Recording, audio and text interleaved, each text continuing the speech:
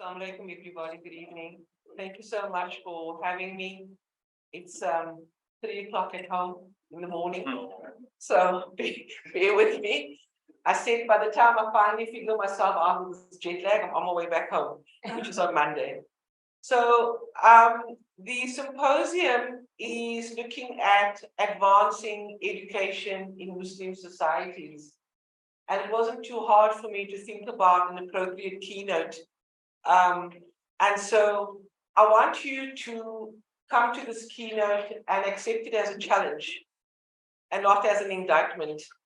I want you to listen attentively and consider, is she possibly onto something, and not automatically become defensive, which is what we automatically do, I think.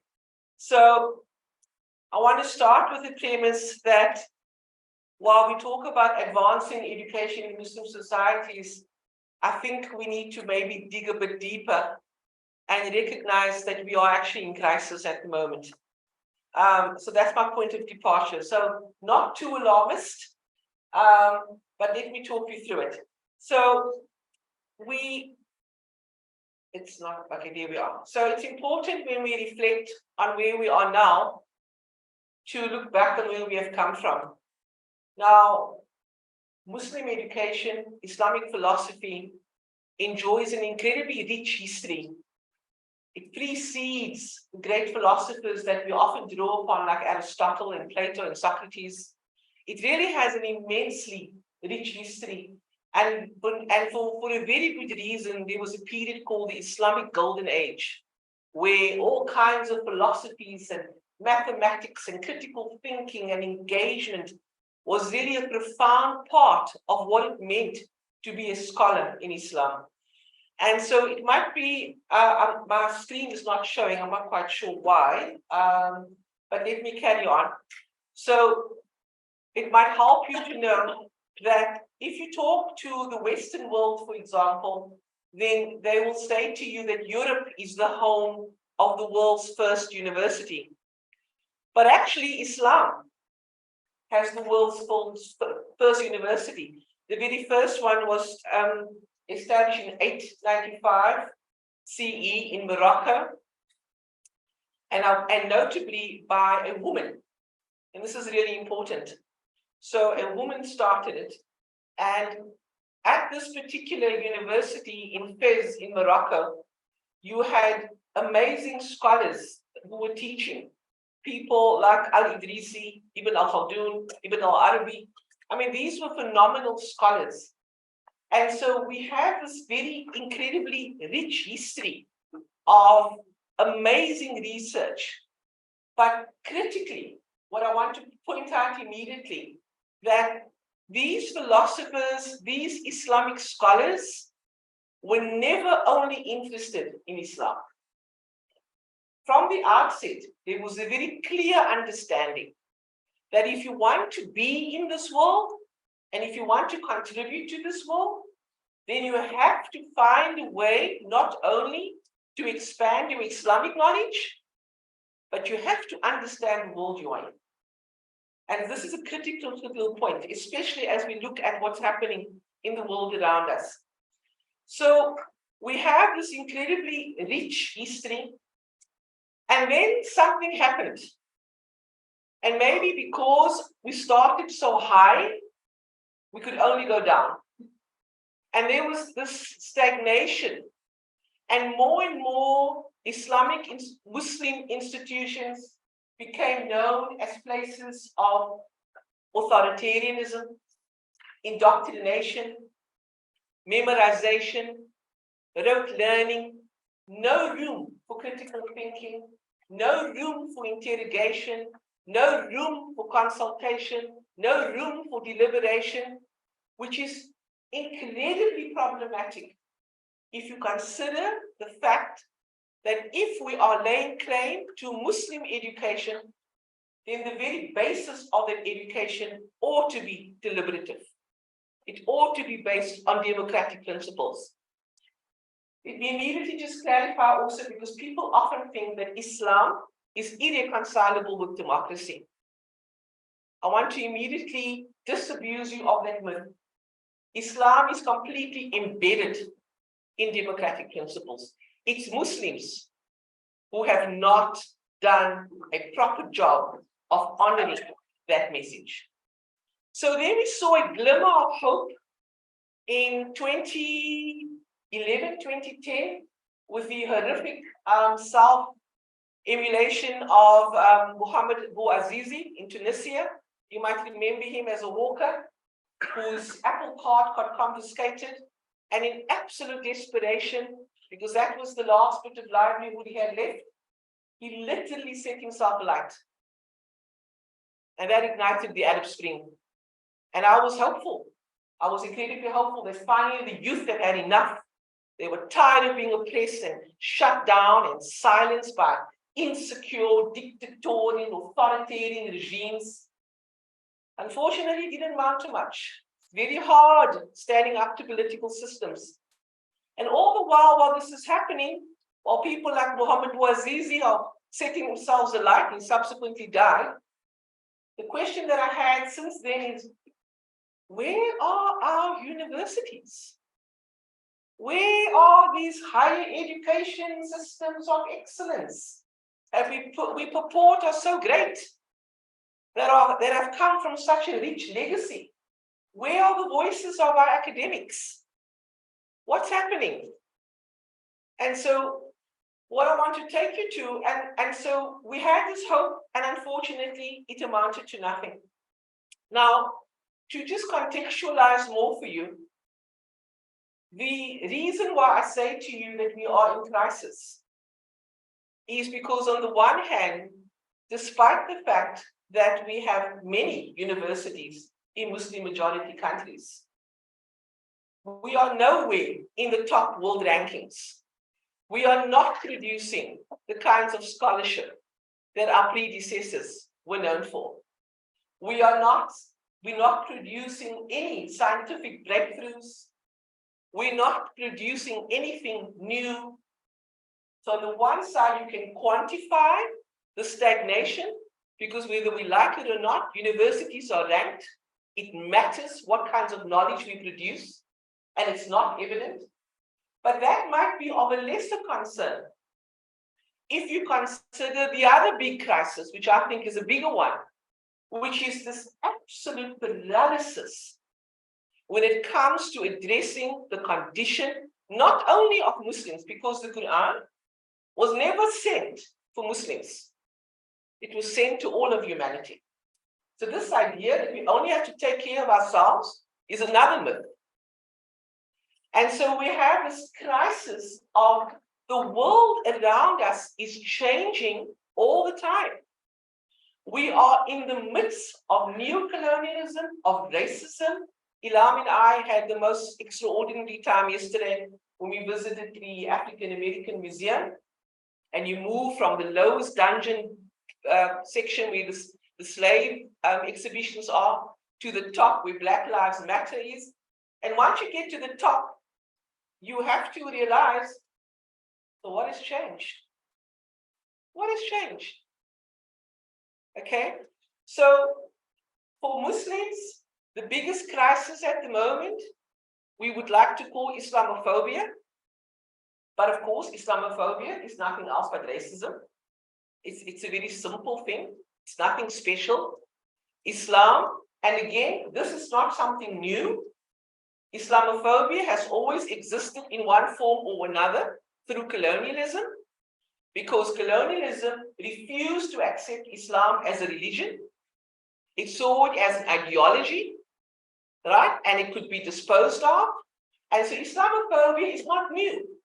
And yet we find ourselves in a world right now where I know as a Muslim woman, when I travel, you've got to be careful how you navigate spaces, because you never quite know when you're going to be confronted, right? When you're going to be held back, when your passport gets taken away for a bit too long, you're not quite sure what's happening. These are confrontations. And at the center of this confrontation is what I want to refer to, and this is because this is my absolute passion. And it cuts across citizenship education, and it cuts across what it means, anything about social justice, and it cuts across ironically, democracy.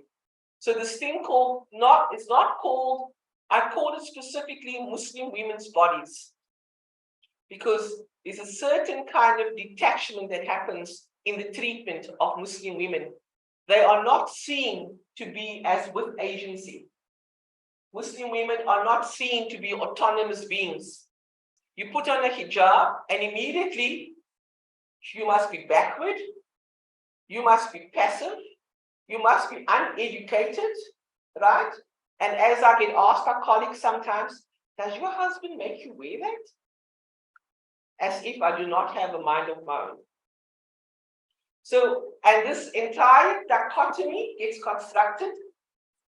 And so we get pulled, and Sheila bin Habib, one of my favorite theorists, talks about the fact that the women's body becomes a site of symbolic conflict. Now, here's the irony, and why I bring her up at this point, is that not only is she the site of conflict in liberal democracies, but she's also the site of conflict in Muslim countries. And so she gets used for different purposes. The body gets used because neither sees her as an autonomous being. So liberal democracies say to her, let us liberate you. Come, we will liberate you by removing your hijab, and then you will be free. And then normative Islam says, no, no, no, no, let's clothe you so that you can remain the custodian of Islamic values. So this piece of cloth that I have, a thin, cheap little cloth, but it carries a tremendous symbolic power. And depending on how you navigate and where you go, you will be tugged in these directions. So Muslim women sits at the center. And here again, this is not new. Colonialism has always done this. Frans Fanon is known to have said, if you want to conquer a society, what do? You go for the woman. You go for the woman. That's how you change society. And we see the exact same thing now. And of course, for me, it was tragically exemplified in the brutal murder of Masha. Sorry, I forget her surname. Masha Amini. And so we have this collision of Islamophobia, and you have this collision of the treatment of Muslim women. And of course, Muslim women then carries both. She embodies both, right? She is trapped in both. And whether she's sitting in liberal democracy, so a private decision to veil becomes a matter of public debate. And this is where we are at right now. And so, as I said to you earlier on, I'm watching with bated breath what's happening in Iran right now. So we find ourselves, quite ironically, and again, if we talk about Muslim education, the entire purpose of the Quran is, of course, on the one hand, a theological text. On the other hand, it's a book of guidance. It's a book of ethics. It's a legal text. But fundamentally, it has a message. And the message of the Quran is to take one from darkness into light. That's the whole point of it. To move from a state of not knowing to a state of knowing, which is why the very first injunction given to our Prophet ﷺ, which was, peace be upon him, which was to read. It could have been absolutely anything, right? It could have been submit, it could have been believe, but he was told to read. And that injunction has been followed through upon generation. And there's a reason for that, because there's such a tremendous emphasis on seeking education, understanding. And the Quran itself is a very critical text, because the Quran differentiates between people who know and those who don't know. And the Quran poses questions and says, will you not ponder upon yourself? Will you not reflect upon what you believe? So nowhere is there this idea of passivity of learning, that I merely absorb what is given to me, that I don't ask questions. Our very texts that we so much lean on, that we consider as our foundation, invites us into critical engagement at every single turn. Yet, when you compare that message with what is happening, not only in higher education, but in our schools, it's the complete opposite. It's the complete opposite, where children sit and die of boredom, and I really hope you aren't at this point. And they are merely given information, and teachers are too ill-equipped to even be able to answer the question. And this is the state of Muslim education. And it's not just in Muslim majority countries, it's in my home country as well, where there's a strong emphasis on rote learning, and you do as I say. And if the question comes, well, because I say so. You're not answering the question, which is why our young people are in such crisis. Because you are not providing them with the answers. You are not equipping them with the tools of how to navigate an increasingly changing world, and for Muslim women in particular, an increasingly hostile world. Right, so now we have the darkness. And so the questions that I have, is there any sense of the crisis that we are in? And I fear not. Do we even recognize as Muslims that we are still in darkness? And I sense not. And this is the fear that I have.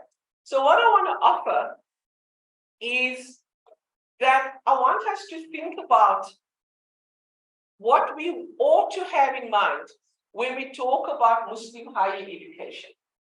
I want us to consider what is possible, and also I immediately want to point out, it's not only Muslim higher education or universities in Muslim societies which are struggling, right?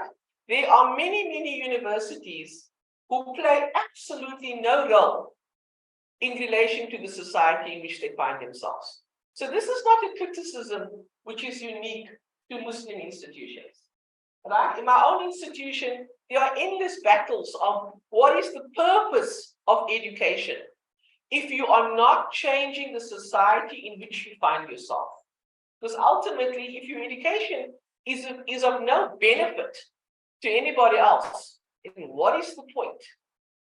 And what is the point? Quite just very straightforwardly. And so we have this idea that there has to be a goal. And the first thing that Muslim higher education has to become cognizant of in a very renewed way is the fact that it has a moral responsibility. And I fear that currently higher education institutions have not taken ownership of that responsibility.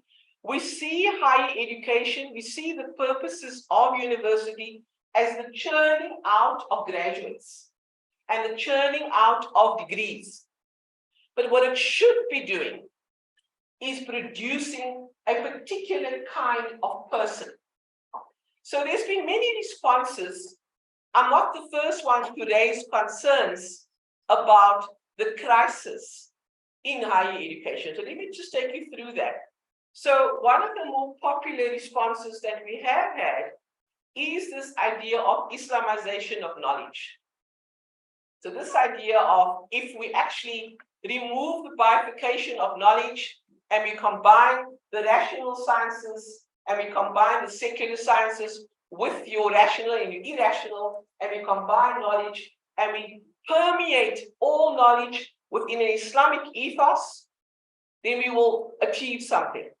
So people like Al-Faruqi was key in that, Fazlur Rahman was key in that, Abu Sulaiman was key in that, and of course, the Malaysian scholar Naguib Alatas was also key on that. So this idea that if we Islamize the knowledge that we produce, we will be better prepared to navigate an ever-changing society. Now, unfortunately, theoretically, it possibly has an argument, but in practice, Islamization has not taken off. So the best example it possibly has taken root would be your Islamic University in Malaysia. In South Africa, we've also tried it in our Muslim-based schools, but it hasn't worked because what's happened in South Africa, for example, they teach the core curriculum, which is the state curriculum, and then they supplement the core curriculum with a few Arabic classes and fiqh classes, and then they say, oh, we've Islamized the curriculum. But of course, that's not what Islamization is. And then after 9/11, because education is always politicized, there is no such thing as an apolitical education system. America's system is politicized, South Africa's politicized. After 9/11, we saw a demise almost of Islamization of knowledge. And in came this new term called integration. None of this has worked. None of this has worked. Because fundamentally, we continue to miss the point, which is that education needs to have a purpose. And we ought to accept from the outset, and I don't know why we even bother to talk about secular knowledge or spiritual knowledge. I don't know why we do this to ourselves, when every bit of knowledge you and I have is God-given to begin with. Right? You want to study trees, guess who made the tree? So every single thing we do is already embedded in a kind of divine creation. So there's no need for us to quibble about secular knowledge and non-secular knowledge. So Islamization has not taken off in the way that it has. And so there has been numerous attempts, and we saw numerous conferences being held. And again, nothing has come of it, because we still are sitting. And if you're questioning my very persistent argument that we are in a crisis, if you're wondering whether I'm right, it's okay for you to wonder. You can disagree with me about that as well. Okay? But that doesn't remove from us the responsibility to question our universities. And I'm afraid from where I'm standing, when I look at the MENA region, if I look at our liberal democracies where we also have Muslim institutions, then I'm afraid to say we have not addressed the current crisis of today. Now, what am I talking about? So in addition to Islamophobia, we have a world that's completely in flux at the moment, right? Civil war, unrest, wars, right? Poverty. People are displaced. So you have people in perpetual motion all the time. You have people don't want to leave their homes. Nobody wants to give up their home. Nobody. People leave their homes because they don't have a choice. Okay, when people schlep from African countries into South Africa with only the bag on their back, it's not because they want to. They know they're going to have a hard time coming into South Africa. It's because they have no choice. But our universities have not offered any response to the modern day calamities that we have. Particularly, and I'm very critical right now, I know, of our Muslim Institute, but hey, it's advancing Muslim education, isn't it? So this is why the focus is Muslim education. Our Muslim institutions have not done that. And that's because our Muslim institutions have not understood that the imperative of education is directly linked to God. They don't get that. Let me explain why. So often when we are confronted with Islamophobia, often when we're confronted with immigration and displacement, and Muslims are suffering, we seem to think that if we just offer people an Islamic response, they will better understand us. People often say, oh, if they just knew about Islam, if they just understood what we actually believed in, that's not going to help us. That's not a legitimate response. We've got to find a different kind of language through which to respond to the world in which we find ourselves. And we have not yet refined that language. So I'm going to try and help us do that. And so the first thing is, I've deliberately called this about reimagining and returning. And the reason why I'm saying returning is because we had it. We had it at one point. We had exemplary scholars. We had scholars who were able to study philosophies and logic and mathematics and the world around them and combine that with Islamic knowledge and offer us powerful responses.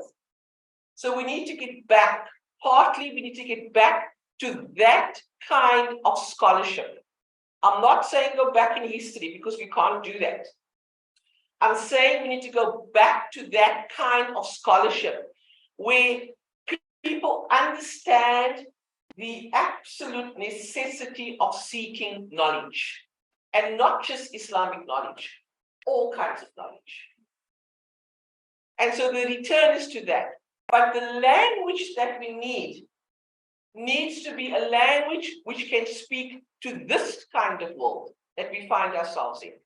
And this kind of world is a world that is completely out of sync at the moment. We are in turmoil as a ummah. And I use the word ummah. People think ummah is only meant for my Muslim brothers and sisters. But the Quran uses the term probably over 90 times, in different ways. And fundamentally, it's about a global community. You and I are connected by virtue of the fact that we come from the same being. It's as simple as that. And so we have to be able to respond to that. And so what I make an argument for is this idea of taking responsibility on the one hand. And when I say take responsibility, it's about being responsible for each other. So when I'm a teacher, like I am at my university, I have to take responsibility for everybody in my class. If somebody's not coming to my class regularly, I've got to ask, where have you been? Because I care about you and I'm concerned about your well-being and about your future. I take responsibility for you. But I also have to take responsibility in preparing you for the world out there. Now, that means that I've got to give you a language that's going to allow you to navigate this increasingly changing world that we find ourselves in. So, I actually need my glasses. 1 second, sorry. Take mine. No, I don't think that's going to work. I think that's going to. This is what happens with age, yeah. So, one of the things that the idea of taking responsibility is also about being responsive, right? So it's not just a matter of teaching. It's about teaching in a way which is responsive to the world in which you find yourselves. And then one of the first things that I'm calling upon Muslim education centers, institutes, universities to do is to take responsibility for those they teach, equipping them for the world in which they find themselves, but to teach them in such a way that you are preparing them to be able to respond to the world that we are in. So we have lots of challenges coming our way at the moment, right? And so this is key for me. And you will notice that very clearly here, it's about responding to the challenges and malaises and the crises in which we find ourselves. Because education is not simply about teaching people about a particular subject. Education has to do with preparing young people how to be in the world in which they find themselves. So we cannot hold on to particular teachings and traditions which worked 50 years ago and expect our young people to be able to function in this world. And this is why you've got to ask yourself, why are so many young people in a state of crisis? Why are so many young people struggling with mental health? Because we are not adequately preparing our young people for how to be in this world. The other thing that we need is that Muslim education, for some reason, is afraid of this word or this process of critical inquiry. There seems to be an aversion to any, and I know where I am now in the US, the issue of critical thinking, critical race theory, I know that's a bugbear right now. For the life of me, I cannot understand how you can teach any child in any society and not talk about critical race theory, but hey, here we are in a democracy. And so immediately I want to say to you, and maybe this makes you feel better, that this crisis that I'm describing, it's not just Muslim institutions, right? The idea of shutting down debate, it's seeping into our most liberal institutions. And it seems to me that liberalism is only prepared to tolerate liberalism and is not prepared to tolerate any views they consider to be inappropriate. And so this pattern of academic disinvitation, I'm sure you've heard of it. We invite you and then we disinvite you because we don't like what you're going to say. It's censorship. It's censorship. That's what it is. And shutting down ideas, whether we like it or not, because you are saying something I don't like, when you shut that down, you are killing academic freedom. And so this criticism is not just leveled, but let's face it, at Muslim institutions, if you don't say what they want you to say, you will be disinvited. In fact, by now the plug would have been pulled on me, right? So critical inquiry, unless we are able to reflect upon ourselves and actually notice the blinkers and take note of our biases, because we all have it, including myself, we cannot change, right? And this idea of echo chambers, where we surround ourselves with people who think like us and who say the same things like us, simply means we will never be challenged. And so universities have to be spaces where you are challenged, where you are absolutely disrupted out of your comfort zone.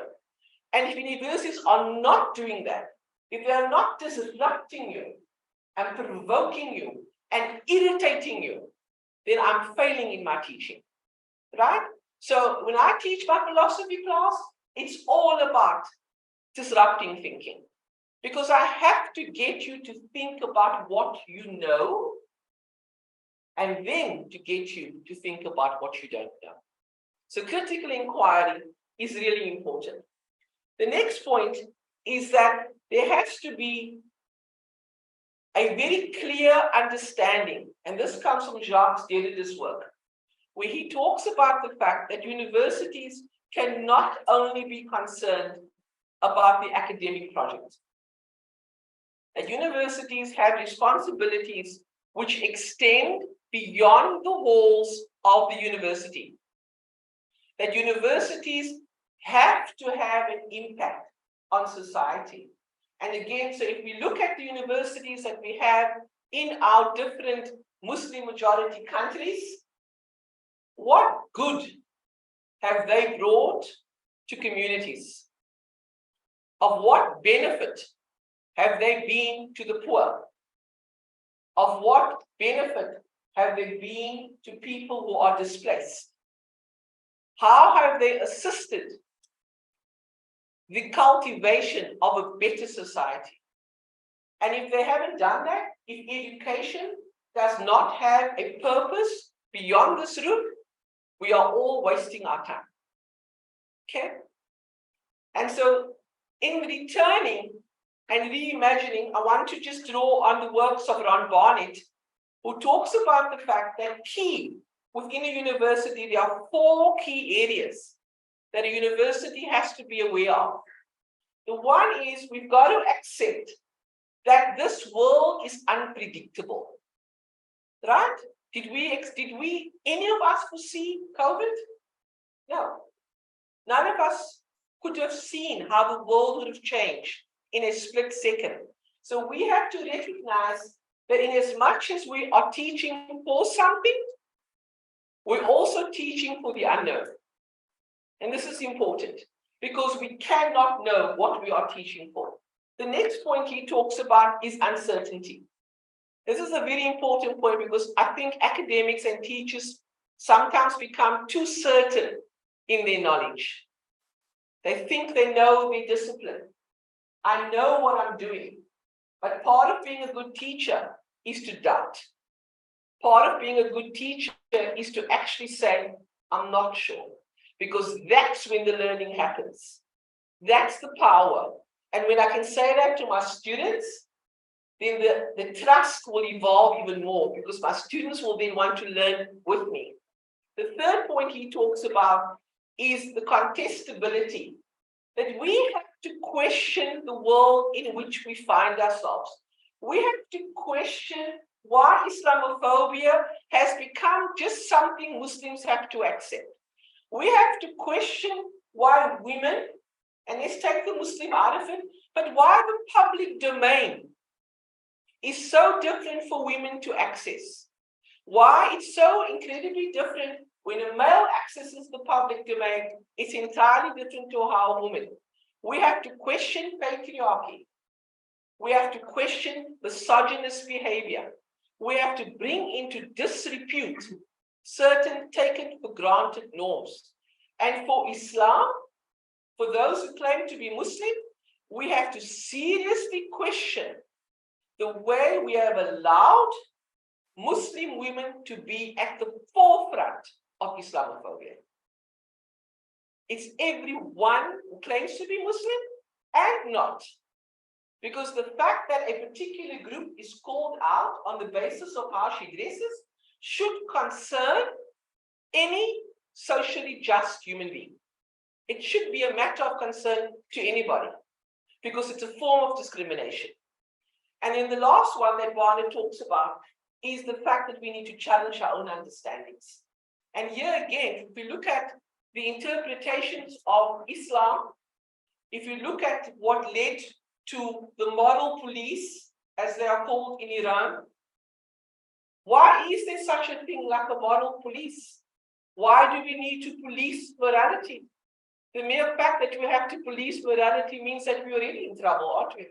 Because morality can't be policed. You don't know what I'm up to behind closed doors. So how do you police that?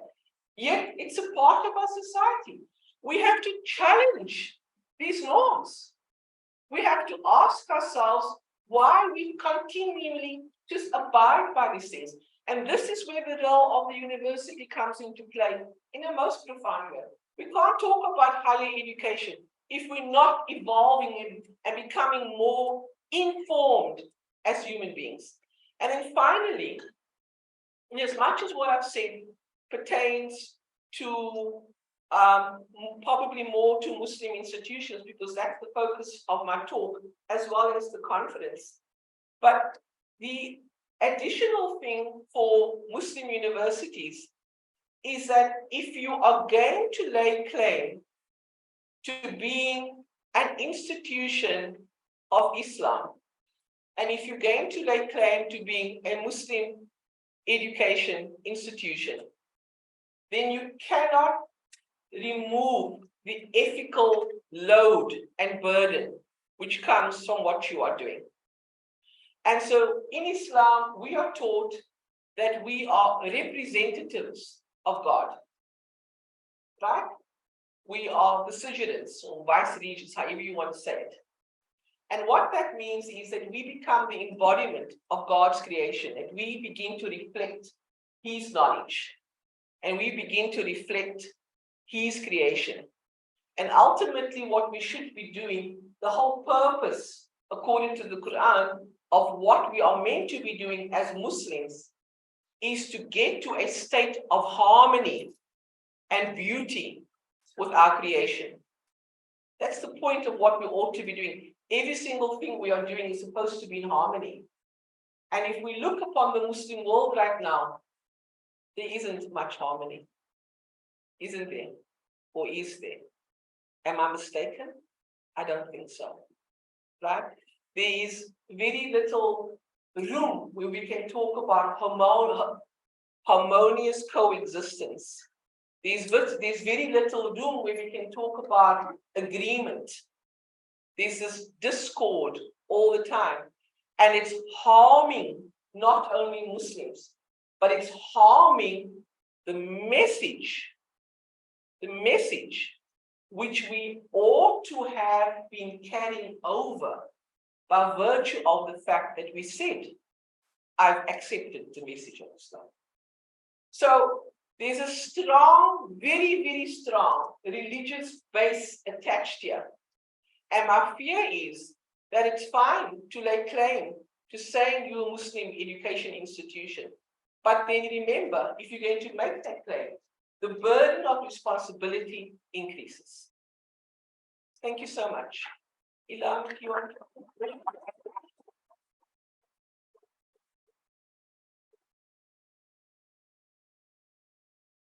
We actually have about 30 people online, and some of them are writing comments, but we don't see questions yet, unless someone here in the audience has a question. You have one online? Okay, and then I have one. Okay. But we start online. Okay, so can everyone hear me?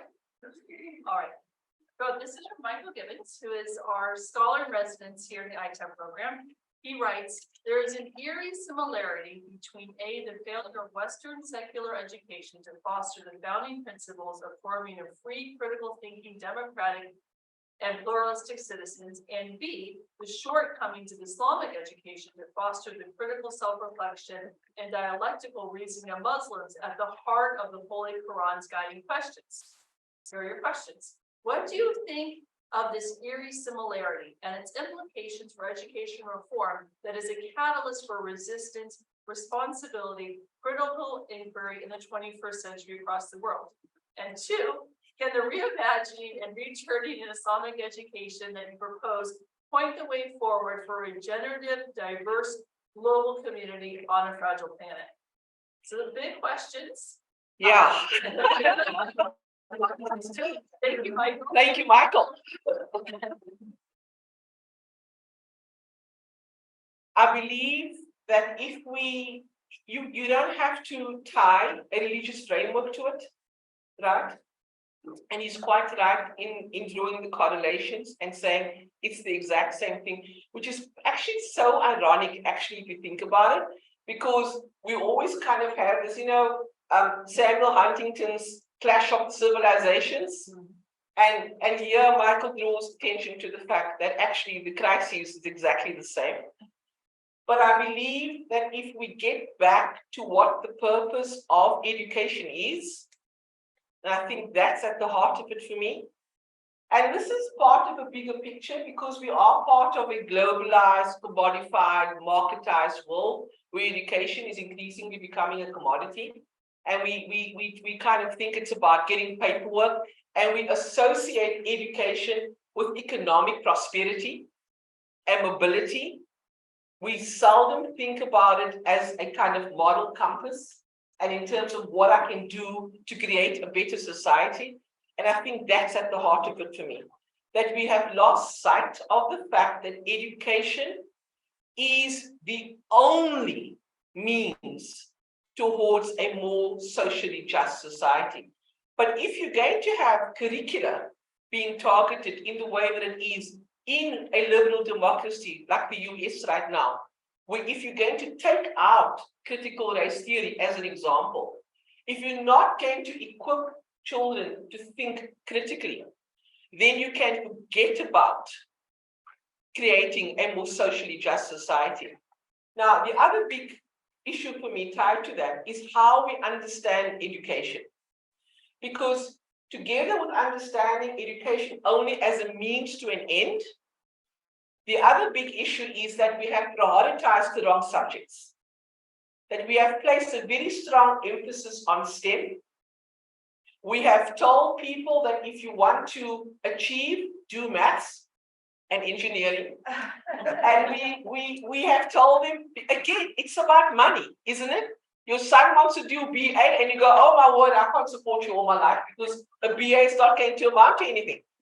But what we are missing in that is that part of teaching children how to think critically, part of democratic principles, it's not just about how to think critically, it's about instilling compassion and care and respect and regard and mutual trust. And we don't have that anymore. And what it means to live in a peaceful way with another human being. And our education system is not doing that. And so a very profound example would be when the world got hit with the pandemic and it affected us all in the same way. In other words, we all became ill if we got the virus, and unfortunately, millions died. What did this world do?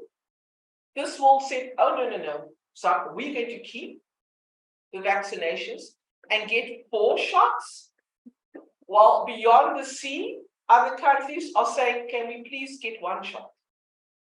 And that to me was a very revealing aspect of just how removed we are from each other's humanity. So education has to come back to the rehumanization project, and we have forgotten that. And if we talk about instilling democratic principles, it's not just about the right to vote. It's got to do with what does it mean to be a good human being.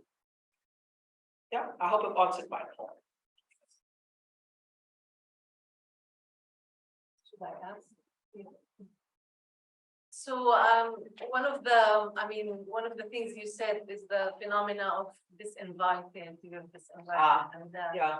And I just want to expand on that and add a layer of complexity that you haven't talked about, and I know it's maybe not the subject of your talk, but we cannot talk about academia and critical thinking and MENA and Arab Spring without talking about repressive regimes and people who don't want you to even think critically, who are in power. So how does that play a role in how we teach at universities? I know from the Palestinian experience that faculty at universities are not necessarily allowed to teach what they want and what they think is good citizenship, democratic citizenship is all about. And that's just one example of many others. So how do you see that playing a role with all what you talked about? I'm very aware of the fact that in many instances, faculty members are not at liberty to teach what they want. I'm aware that they are regulated, they could lose their job or worse. That does not take away the responsibility. You have to continually push. Even at my own university, there are certain paradigms I'm not allowed to go into, but you have to take the risk. Education has to involve risk. If South Africans, for example, simply sat back and accepted what was happening to us during apartheid, we would still be in apartheid state. And again, this talks to bravery, this talks to courage, but the more you can mobilize people, the more people you can get to do this, the more you can push. And here I'm afraid that academics do have that responsibility. Academics have to see themselves, for me, being an academic also means being an activist. You have to make your education and your knowledge be actionable. It's got to make a difference. So the idea of this invitation happened in South Africa as well, I must tell you. South Africa prides itself on having the world's most liberal constitution, by the way, right? And even at our universities, there was a case where somebody was invited and the student said, no, we don't want him to come speak on the campus. and they prevented him from speaking. It is hugely problematic. Part of the reason why you have to listen to views which you find repugnant, right? So let me give you the person who was actually Fleming Rose. Do you know who Fleming Rose is? He was the editor of the Danish newspaper who published cartoons of the Prophet ﷺ. Remember? And there was a huge outcry, as you might remember. So he was invited to be a speaker at the University of Cape Town. And a lot of students got together and decided, no, Fleming Rose should not be allowed to speak because Fleming Rose incited hatred and he published these cartoons.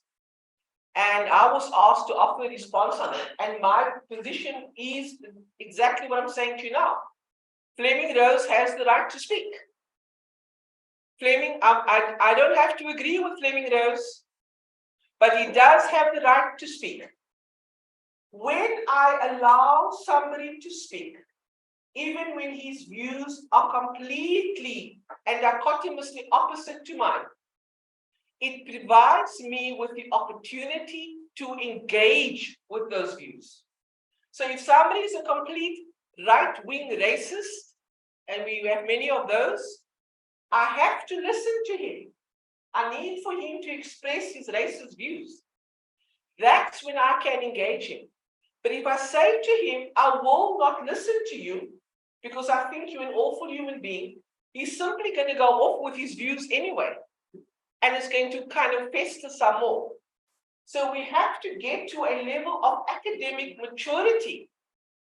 That's ultimately what it's about, where we are prepared to listen to views which are completely removed from what we hold dear.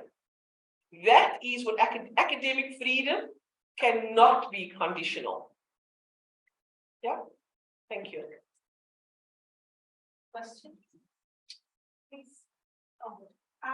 So you talk about just women at the center of a lot of it, the center of change, the center of Islamophobia, and just how girls are taking the brunt of a lot of things that are happening, but also the ability to like change society and change the route. So I'm curious about how you would engage or how you respond to post-colonial thinkers like Janila Kudamuldi, who talks a lot about girls like being like, the ideal girl, right? And like the education sector really putting a burden and putting a lot of weight on girls as like this change agent for the rest of their their society. And we see that all the time within like Western media, like Malala, like how we've created this ideal Muslim girl. Yeah. And even so in education and how you imagine reimagining and returning, what does it actually look like to recognize the humanity of girls, recognize that like maybe some girls don't want to be the saviors of it, like, you know, like this like huge weight upon them in education. What does it look like for you, especially as you're looking at higher education and just education in general? Yeah. Especially with the messaging that a lot of education, like donors and like the sector is looking at specifically for Muslim girls. Yeah, thank you for that question. Yeah, it's because of the historical treatment of women, and not just in Muslim societies, right? The idea of educating the girl it's not seen as a priority, right? In South Africa as well, you know, the girl child is seen to be at risk. She's the one who's going to drop out. She's the one who's going to take care of the younger siblings at home. She becomes the surrogate mother when the mother can't do things. So there's a huge risk factor for her. So I can't change the way the world has constructed that. But I hear your question in terms of saying, well, should we continue to burden her? Now, how I see that, and if I talk to you now from my talk here now in terms of a Muslim framework, is people don't believe me when I say to them that in Islam, women and men are actually completely equal. That whatever has been ordained for men is ordained for women. Whatever rights men have, women have. In fact, the men are not going to like this. In fact, I have more rights as a woman over the male than what he does over me. But the interpretation of that foundational text has been through a male imperative. Because the text we have used to interpret Islam has been through male scholars. And so the female voice has been sidelined and sidelined and sidelined until the interpretation becomes the norm and not the source code. So for me, the way forward, I don't have to change anything. I know where I stand. I'm above equal in terms of my paradigm. But in terms of Western democracies, it is a reality that females have not accessed education in the same way that males have. And we have to find a way to correct it. So yes, it can be seen as a burden, but I'm really hoping enough. And quite ironically, if you look at statistics at Muslim institutions, we're seeing a nice steady trajectory of more female students than males. So that's very encouraging for me. And I'm pretty sure that's going to tip in most countries. Okay. Thank you for your question. Thank you very much for a great presentation. And I'm in harmony with most of what you've said, and not all.